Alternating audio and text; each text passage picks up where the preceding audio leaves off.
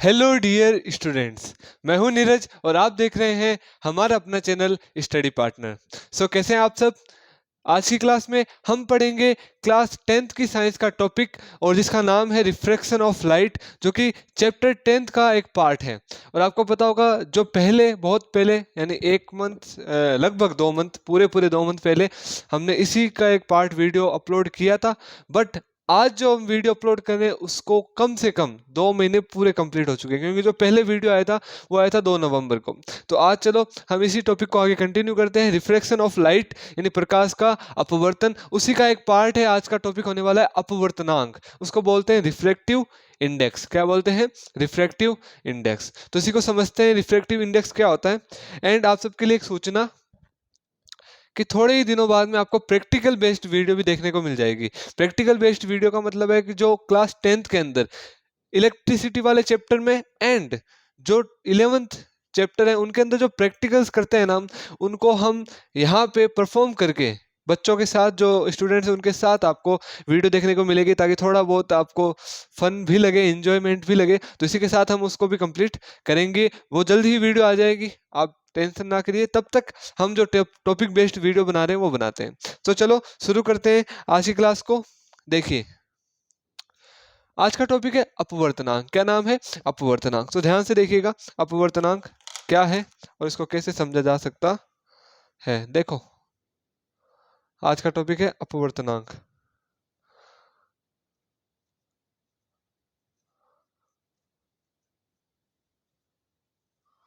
English में बात करें तो the refractive index. What is the refractive index? Refractive index होता क्या है इसके बारे में हम जान लेते हैं, फिर हम आगे टॉपिक के अंदर बढ़ेंगे। ध्यान से देखिएगा रिफ्रैक्टिव इंडेक्स का मतलब ये होता है कि जब भी कोई रे ऑफ लाइट एक मीडियम से दूसरे मीडियम में जाती है। अब देखो फर्स्ट मीडियम क्या होता है, सेकंड मीडियम क्या होता है, इसके बारे में हम समझ लेते हैं कि मीडियम यहाँ पे जो बात की जा रही है वो है ट्रांसपेरेंट मीडियम के बारे में। जब भी रिफ्रैक्शन ऑफ लाइट या अपवर्तन की बात होगी तब हम ट्रांसपेरेंट मीडियम के अंदर बात करेंगे। ट्रांसपेरेंट मीडियम का मतलब ये है कि जब कैमरा है और मैं हूं तो आपको मेरे बीच में कहीं पे भी कोई भी ऐसा कण नहीं दिखाई दे रहा है, यानी ये एक ट्रांसपेरेंट मीडियम है। बट हवा तो है, यहाँ पे हवा है बट वो क्या है? ट्रांसपेरेंट। तो एक ट्रांसपेरेंट मीडियम में हम बात कर रहे हैं। एक अनदर ट्रांसपेरेंट मीडियम के बारे में अगर हम बात करें तो ये रहा ग्लास स्लेब। ठीक है, इस ग्लास स्लेब को भी हम एक ट्रांसपेरेंट मीडियम मान सकते हैं। अब कई स्टूडेंट्स के ये मन में भी होता है ये तो थोड़ा ग्रीन दिखता है, ग्रीनिश कलर देता है, तो ये ट्रांसपेरेंट कैसे हुआ? नहीं, ये ट्रांसपेरेंट है और इसके अंदर रिफ्रैक्शन ऑफ लाइट की घटना को हम समझ सकते हैं। बाकी वीडियो जो प्रैक्टिकल वाले आएंगे उनमें समझ लेंगे, बट नॉर्मली अभी देख लेते हैं कि इसको रिफ्रैक्शन ऑफ लाइट कैसे समझा जा सकता है। अभी देखो थोड़ा सा लाइट है, इस वजह से मैं थोड़ा सा ट्राई भी करता हूँ अगर डार्कनेस क्रिएट हो, बट इतनी नहीं हो पाएगी क्योंकि दिन में शूट कर रहा हूँ। बट देखिएगा आपको थोड़ा बहुत समझ में आए तो, कि ध्यान से देखो यहाँ पे मैं इस लेजर को देखना। ठीक है, ये हाई पावर्ड लेजर है बट यहाँ पे कोई भी धूल के कण ना होने से इसका पाथ पूर्णतः विजिबल नहीं होगा। अगर यहीं पे मैं अगर धुआं क्रिएट करूं, जो कि आपको प्रैक्टिकल वीडियोस में शायद देखने को मिल जाए, और नॉर्मली अगर मैं यहाँ पे छोटे मोटे कण लेके आऊं तो ये लाइट का पाथ पूरा विजिबल होगा, बट अभी नॉट विजिबल है इतना। बट आप इतना समझ सकते हैं कि जब लाइट लेजर इस डायरेक्शन में मैं भी भेज रहा हूँ ऐसे, बट फिर भी लाइट देखो कितना ट्विस्ट हो रही है, टर्न हो रही है, ये ध्यान से देख सकते हो। ये इसका पोर्शन है, यानी लेजर जा रही है ऐसे, अंदर जाके देख सकते हो। अगर मैं ऐसे भी लेजर डालू ना तो अंदर जाके लेजर कैसे टर्न हो रही है आपको दिखाई दे रहा होगा, आई होप। बाकी मैं जब देखूंगा मेरे को तब पता चलेगा। ऐसा हम कह सकते हैं कि रिफ्रैक्शन ऑफ लाइट ये कंडीशन होती है। तो चलो रिफ्रैक्शन ऑफ लाइट वाला ये हो गया कॉन्सेप्ट। अब आज का जो टॉपिक है वो है रिफ्रैक्टिव इंडेक्स। अगर आपने रिफ्लेक्शन ऑफ लाइट आपको देखना है तो आप पहले वाली वीडियो को जाके चेक कर सकते हैं, क्लास 10th साइंस में प्लेलिस्ट में भी मिल जाएगी, वहां से जाके आप उसको समझ सकते हैं। तो देखते हैं आज का टॉपिक रिफ्रैक्टिव इंडेक्स या अपवर्तनांक क्या होता है। छोटा टॉपिक है, ज्यादा बड़ा नहीं है, ध्यान से समझिएगा। देखो जैसे अभी हमने ग्लास स्लेब की बात की थी, एयर की बात की थी, ऐसे कैसे ट्रांसपेरेंट मीडियम और होते हैं, बर्फ, पानी, ठीक है। और जैसे बात किया जाए क्राउन ग्लास होता है, वो आपका डायमंड होता है, ठीक है। ये सारे भी ट्रांसपेरेंट मीडियम में आते हैं। तो हर ट्रांसपेरेंट मीडियम के अंदर जो लाइट का वेलोसिटी है वो कम या ज्यादा होता है। क्यों? देखो अगर मान के चलो कि ये एयर है, एयर के अंदर जो लाइट की स्पीड होगी वो कंपेरेटिवली ज्यादा होगी फ्रॉम ग्लास, यानी ग्लास है उसके अंदर अगर एयर की स्पीड देखें तो वो कम मिलेगी, पर एक एयर के अंदर लाइट की स्पीड बहुत ज्यादा देखने को मिलेगी। इसका रीजन ये है कि लाइट की स्पीड जो पार्ट है या जो मीडियम है उसके अंदर भी डिपेंड करती है। अब मीडियम पे कैसे डिपेंड करती है उस पर बात करते हैं। अगर मीडियम डेंस है comparatively to other, so dense medium या सघन माध्यम में जो लाइट है उसकी वेलोसिटी कम हो जाएगी, और स्पार्स या रेरर मीडियम है यानी विरल माध्यम है उसमें लाइट की स्पीड ज्यादा रहेगी। अब ये विरल और सघन क्या है इसके बारे में मैं पहले बता चुका हूँ। सघन का मतलब जिसमें जो मॉलिक्यूल्स होते हैं पास पास होते हैं, जैसे ग्लास कंपेरेटिवली एयर, ठीक है। और ग्लास और वाटर की बात करें तो भी ग्लास होगा, बट वाटर और एयर की बात करें तो वाटर एयर की कंपेरेटिवली थोड़ा सा डेंस होगा, यानी यहाँ पे कंपैरिजन चलती है। तो डेंस मीडियम के बारे में अगर हम बात करेंगे डिटेल में तो हम समझ पाएंगे कि डेंस का मतलब ये हो गया कि जब भी लाइट एक मीडियम टू अनदर मीडियम में जाती है तो उसकी वेलोसिटी उस मीडियम में कम हो जाएगी जो डेंस है। तो ग्लास में लाइट की स्पीड कम होगी कंपेरेटिवली एयर। ओके, क्लियर है। एयर में लाइट की स्पीड ज्यादा होगी बट ग्लास में देखने को कम मिलेगी। तो एयर की स्पीड लाइट में लाइट की स्पीड एयर में ज्यादा, ग्लास में कम। इसका रीजन होता है ये रिफ्रैक्टिव इंडेक्स। इसको बेसिकली एन से शो करते हैं, एन से रिप्रेजेंट भी करते हैं। एन का मतलब यहाँ पे रिफ्रैक्टिव इंडेक्स को शो किया जा रहा है। बड़ी क्लासों में जाओगे तो उसको म्यू से रिप्रेजेंट करते हैं, ये नया नाम आप सुनोगे म्यू। देखो एन क्या होता है, एन हर मीडियम का अलग अलग होता है, यानी रिफ्रैक्टिव इंडेक्स है ना हर मीडियम का अलग अलग होता है। अगर ग्लास है, अगर वाटर है, अगर एयर है, तो इन सब का जो रिफ्रैक्टिव इंडेक्स होता है वो अलग अलग अलग होता है। अब ये अलग अलग कैसे होता है, वो कंपेयर करता है लाइट की स्पीड पे। तो चलो इसका फॉर्मूला बताता हूं मैं आपको स्नेल्स लॉ के अकॉर्डिंग। उसके बाद में इसका फॉर्मूला निकल के आते हैं कि रिफ्रैक्टिव इंडेक्स हम कंपेरेटिवली ही निकाल सकते हैं। कि मान के चलो कि कोई एक ऐसा मीडियम है जिसमें सेकंड मीडियम है ग्लास, फर्स्ट मीडियम है air. Okay, second medium glass, first medium air. तो अगर लाइट एयर टू ग्लास में जाएगी, आपको पता है रिफ्रैक्शन के अकॉर्डिंग वो थोड़ा सा नॉर्मल की तरफ या अविलंब की तरफ बेंड कर जाएगी या झुक जाएगी। तो यहाँ पे एंगल बनेगा, यहाँ पे एंगल बनेगा, बट एंगल से हमें यहाँ पे मतलब नहीं, हमें यहाँ पे मतलब है वेलोसिटी से। अगर पहला मीडियम एयर है तो यहाँ पे लाइट की वेलोसिटी ज्यादा होगी, दूसरा मीडियम ग्लास है तो लाइट की वेलोसिटी कम होगी। तो देखो जब मैं कहूं कि मेरे को फर्स्ट मीडियम का निकालना है रिफ्रैक्टिव इंडेक्स, यानी फर्स्ट मीडियम के रिफ्रैक्टिव इंडेक्स निकालने की जब मैं बात करूं ना, तब मेरे को सूत्र लगाना है, फॉर्मूला लगाना, वो होता है एन। अब आपको किसका निकालना है, फर्स्ट का निकालना है, ठीक है, आप निकालेंगे फर्स्ट का। तो फर्स्ट के आगे किसके कंपैरिजन में निकाल रहे हैं, सेकंड का। तो ये ऐसा लिखते हैं N one comparative to second. Okay, N one किसके सापेक्ष या किसके अपेक्ष, रिलेटिव टू टू, यानी कि एक का हम दो के सापेक्ष निकाल देना, तो हम इसको ऐसा लिखेंगे N relative to one to two. तो अगर मैं कहूं कि एन वन टू क्या होगा, तो एन वन टू कुछ नहीं होगा। जो देखो इसको निकालने का एक तरीका होता है कि अगर आप पहले वन लिख रहे हो तो बाद में दो लिख रहे हो, तो आपको लाइट की स्पीड मीडियम दो में हम जो भी माने वेलोसिटी 2 और अपॉन वेलोसिटी 1 करना पड़ेगा। अब ये क्या है इसको समझाता हूँ।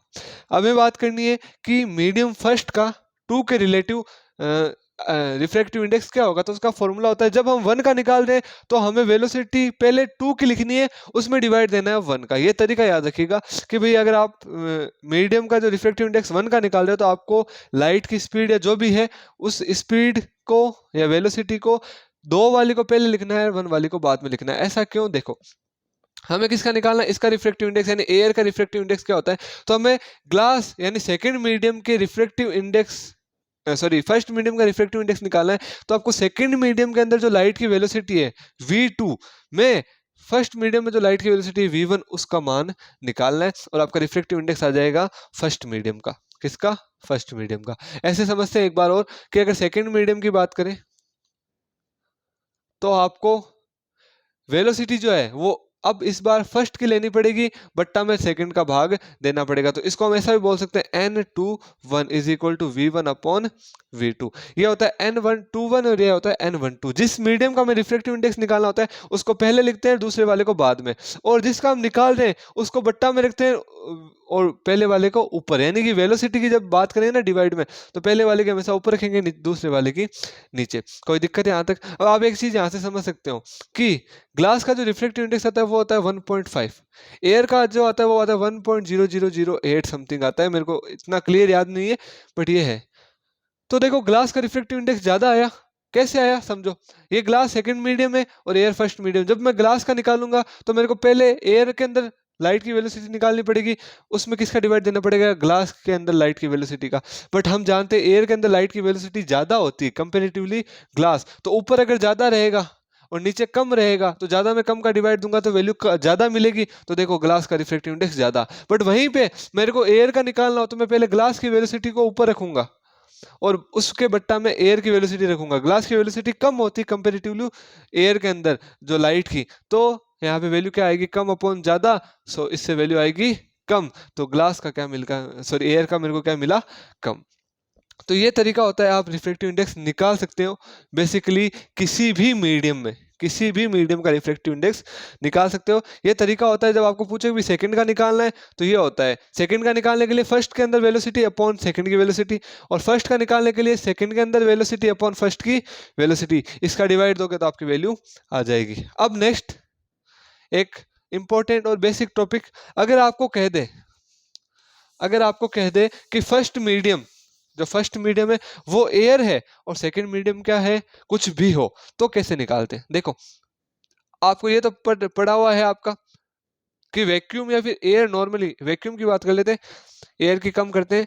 तो वैक्यूम और एयर में क्या होता है, ध्यान से देखिएगा कि अगर आपको कोई भी पूछ ले, कि आपको कोई भी पूछ ले कि किसी भी मीडियम का रिफ्रैक्टिव इंडेक्स निकालना है, किसी भी मीडियम का रिफ्रैक्टिव इंडेक्स निकालना है, तो कैसे निकालोगे, कुछ ही नहीं करना। अगर आपको उस मीडियम की वेलोसिटी पता है कि उसमें लाइट की वेलोसिटी कितनी होती है, फिक्स ही होती है, अगर ग्लास यहाँ पे रख दूं या ग्लास कहीं और ले जाऊं या कहीं और का ग्लास उठा के ले आऊं, नॉर्मल सेम क्वालिटी के ग्लास, तो उनकी जो वेलोसिटी आएगी वो हमेशा सेम ही आएगी।